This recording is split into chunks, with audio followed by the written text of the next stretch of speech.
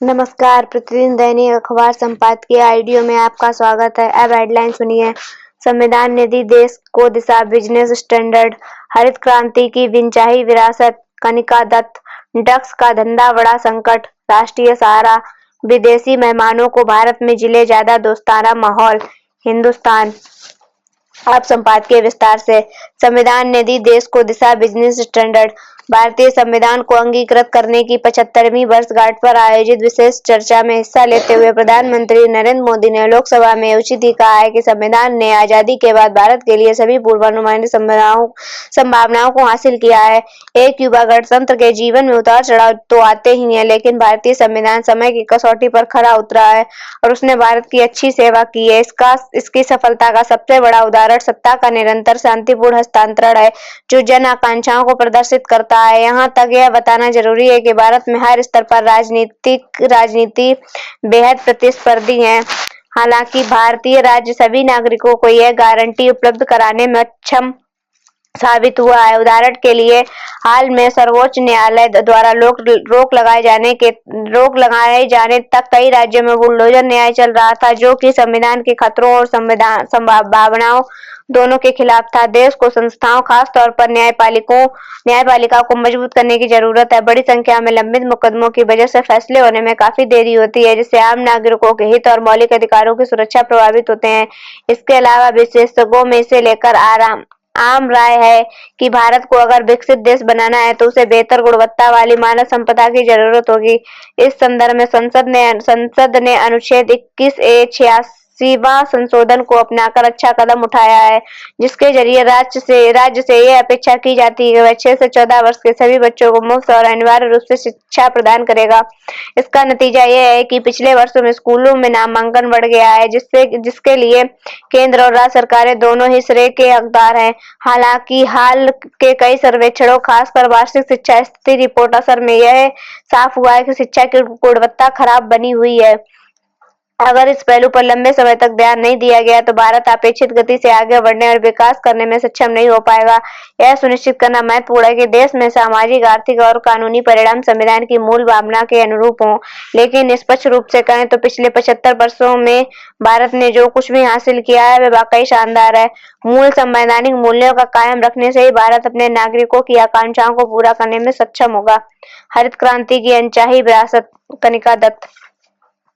हरित क्रांति ने देश की किस्म बदलने में महती भूमिका निभाई, लेकिन अब इसका चक्र उल्टा घूम रहा है। इसके दुष्परिणाम उस समय नीति निर्माताओं ने सोचे भी नहीं होंगे।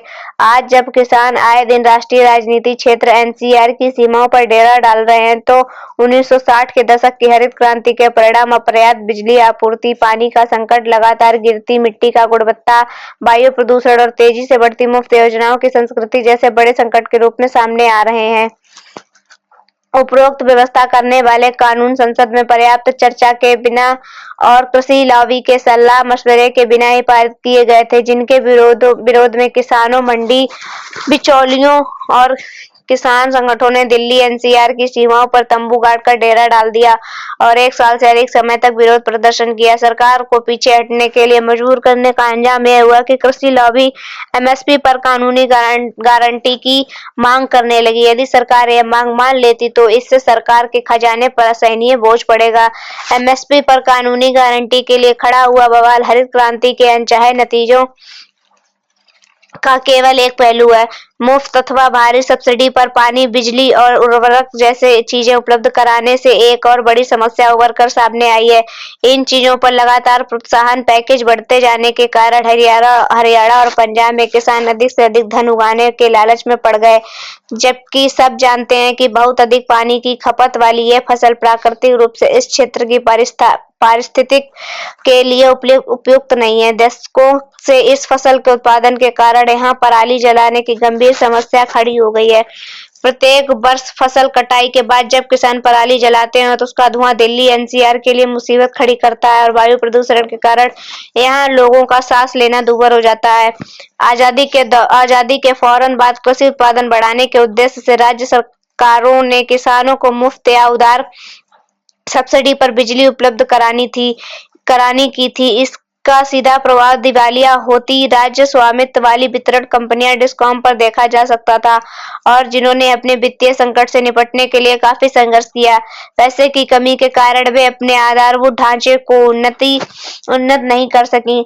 नतीजतन जब बिजली की मांग चरम पर होती है तो वे हाथ खड़े कर देती है। लंबे समय तक बिजली कटौती के कारण उद्योग वैकल्पिक स्रोतों पर निर्भर हो रहे हैं।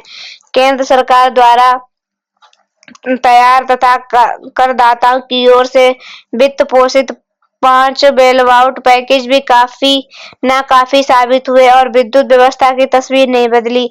तमाम वित्तीय समर्थन के बावजूद आज खेती हजारों छोटे किसानों के लिए घाटे का सौदा बन गई है।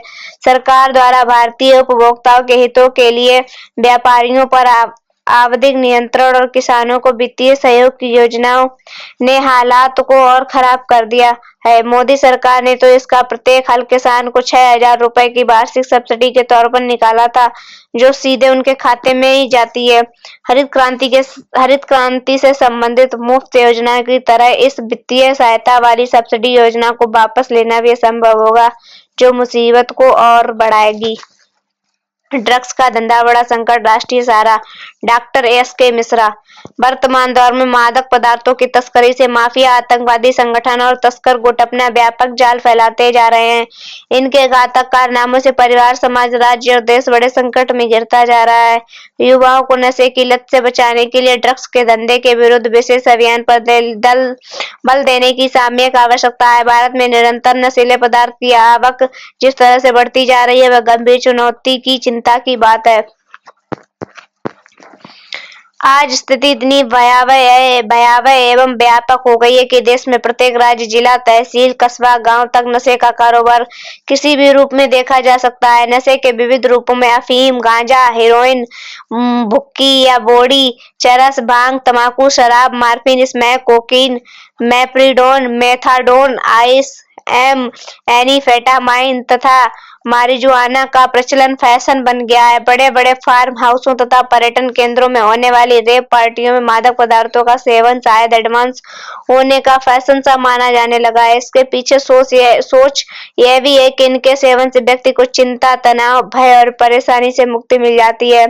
भौतिकता और भागदौड़ की जिंदगी में मादक पदार्थ बड़ी राहत का कार्य करते हैं, किंतु इसके परिणामों के बारे में इनका सेवन करने वाले सोच तक नहीं पाते, जिनसे घातक और विनाशक स्थिति पनपती है। विदेशी मेहमानों को भारत में मिले ज्यादा दोस्ताना माहौल। हिंदुस्तान। राहुल जैकब आर्थिक शोधकर्ता व वरिष्ठ पत्रकार हैं। भारत में विदेशी पर्यटकों का सूखा सा पड़ गया है। इस सूखे का कोई अंत भी नजर नहीं आ रहा। हमारे सबसे अधिक देखे जाने वाले पर्यटन स्थलों पर भी विदेशी पर्यटकों का टोटा है। ट्रैवल इंडस्ट्री में एक कार्यरत एक विदेशी जो भारत में ही रहते हैं, जयपुर से बता रहे हैं कि ऐसा लगता है कि हमारे आसपास बहुत कम विदेशी हैं।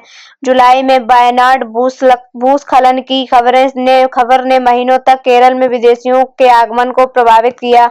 मैं सितंबर के आखिर में एक सांस्कृतिक उत्सव के लिए चेट्टीनाड, तमिलनाडु में गया था। श्रीलंका से आए एक बड़े परिवार को छोड़कर लगभग 150 आगंतुकों में से केवल 8 विदेशी थे। दक्षिण के Indian association of tour operators के अध्यक्ष सेजो जोश कहते हैं, राजस्थान के होटल भारतीय शादियों पर ध्यान केंद्रित कर रहे हैं। उन्होंने बताया कि केरल में होटल बहुत छोटे होते हैं, इसलिए तेजी से बढ़ जाते हैं। केरल में राजमार्गों की स्थिति भी खराब हो रही है। अब कोच्चि व अल्लापुझा के बीच वाहन चालकों को पहले की तुलना में दोगुना वक्त लगने लगा है। कोच्चि हवाई अड्डा के बाद ऐसे जाम लगता है कि केरल की बजाय श्रीलंका जाना ज्यादा आरामदेह है। इस बीच भारतीय पर्यटन मंत्रालय ने 2023 के जो आंकड़े जारी किए हैं, उनके अनुसार विदेशी पर्यटकों का आगमन 95 लाख था, जबकि एनआरआई प्रवासी आगमन 94 लाख। वहीं भारत से